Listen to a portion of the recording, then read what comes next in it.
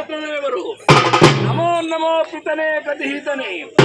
ನಿನಗೆ ಮಲತಿರುವ ವೈರಿಯಾರು, ನನ್ನಂ ಪುಟ್ಟಿಸಿದ ಪರಿಯೇನು, ಈ ಭೂಮಿಯಂ ಸೀಳಲೆ ಗುಡ್ಡಗಳನ್ನು ಸಾಟನೆ ಹುಟ್ಟಿದ್ದ ಸಪ್ತಗಳನ್ನು ಎತ್ತಿ ತೂರಿನುಂಬುವೆನು.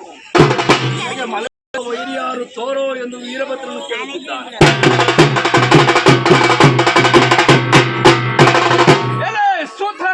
ಸುಪುತ್ರನೇ, ನೀನು ಈ ಜಗತ್ತನ್ನೆಲ್ಲ ಗೆದ್ದು ಬರುವ ವೀರತ್ವವುಳ್ಳವನಾದ ಕಾರಣ, ವೀರನಾಗಿಯೂ ಶೂರನಾಗಿಯೂ ಈ ನಿನ್ನ ಶರೀರವು ಬಹಳ ಭದ್ರಮಯವಾದ ಕಾರಣ ನಿನಗೆ ವೀರಭದ್ರನೆಂದು ನಾಮಾಂಕಿತವನ್ನು ಮಾಡಿರುವೆನು.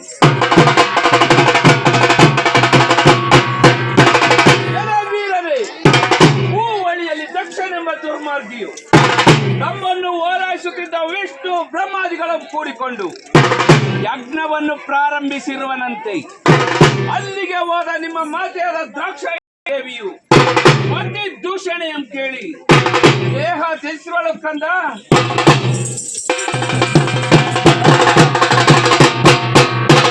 ನೀನೇ ಕೂಡಲೇ ಅಲ್ಲಿಗೆ ಹೋಗಿ ಮತಾಂಧನಾದ ದಕ್ಷನಲ್ಲಿ ಮೊದಲು ನೀತಿಯನ್ನೇಳು. ಅವನು ನಿನ್ನ ಮಾತನ್ನು ಕೇಳದಿದ್ದರೆ ಅಲ್ಲಿರುವ ದೇವತೆಗಳಿಗೆ ನಿನ್ನ ವೀರತ್ವವನ್ನು ತೋರಿಸಿ ಆ ಯಜ್ಞವನ್ನು ಹಾಳು ಮಾಡಿ ಯಜ್ಞಕ್ಕೆ ದೀಕ್ಷಿತ ದಕ್ಷನನ್ನು ಸೆರೆ ಹಿಡಿದುಕೊಂಡು ಬರುವಂತನಾಗಾಯ್ತು ಪುತ್ರನೇ.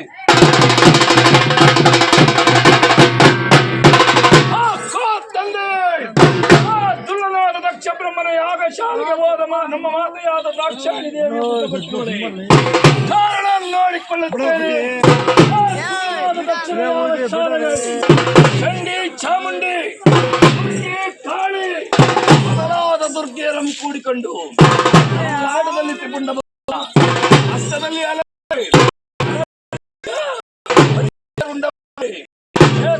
ಭಾವಕಜ್ವಾಲೆ, ನಗರದಲ್ಲಿ ಶಿವಲಿಂಗ, ಮುಖದಲ್ಲಿ ವೇದ, ಪಾದಗಳಲ್ಲಿ ಗಂಟೆಯ ಸರಪಳಿಗಳನ್ನು ಧರಿಸಿಕೊಂಡು ಒಂದು ಗಂಡು ಕತ್ತರಿ ಕೈಯೆಂಬ ಕಟಾರಿ ಕೀರ್ತಿರಣ ಚೂರಿ ಹಿಂಗಾಡು ಮೇಕ ಮುಂಗೈಲಿ ಊರವಾದ ಜಗದಂಕುಶ ಮುಷ್ಟಿ ಚಳಲಿ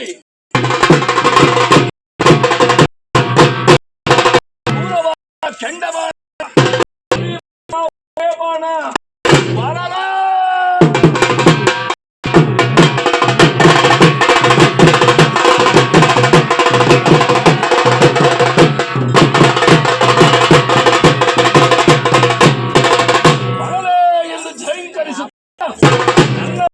ಪೆಟ್ಟಿಗೆಯನ್ನು ನನ್ನ ಎಡಪಾದದಲ್ಲಿ ಏರಿಕೊಂಡು ವೀರಭದ್ರನು ನೋಡಿತು.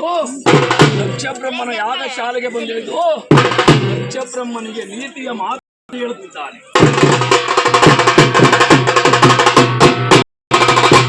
ದಕ್ಷ ಬ್ರಹ್ಮನೇ, ನಾನು ಶ್ರೀ ವೀರಭದ್ರನು ನಮ್ಮ ತಂದೆಯ ಆಜ್ಞಾನುಸಾರವಾಗಿ ನಿನ್ನ ಯಾಗಶಾಲೆಗೆ ಬಂದಿರುವೆನು.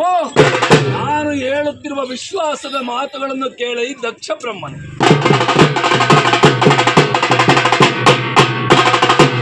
ಆ ಕ್ಷಣದಲ್ಲಿ ದಕ್ಷ ಬ್ರಹ್ಮನ ಹೇಳುತ್ತಿದ್ದಾನೆ, ವೀರನೇ, ನೀನು ಯಾರು? ಇಲ್ಲಿಗೆ ಬರ ಹೇಳಿದವರಾರು? ಆರು ಹರಿಯರು ಎನ್ನ ಭುಜಬಲದ ಪರಾಕ್ರಮ ಮೀರಿದರೆ ಶಿವನಿದ್ದ ಮೇರು ಪರ್ವತವನ್ನೇ ಕಿತ್ತು ತೋರುವೆನು.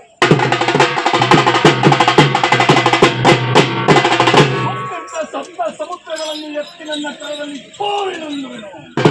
ಅಷ್ಟಗಿರಿಗಳನ್ನ 12 ಕಲ್ಲಾಡುವೆನು. ಇಷ್ಟೆಲ್ಲ ಪರಾಕ್ರಮವು ನನ್ನಲ್ಲಿರುವಾಗ ಆ ನನ್ನ ತಂದೆಯಾದ ಪರಶಿವನು ನನಗೆ ಸಮಾನನೇ.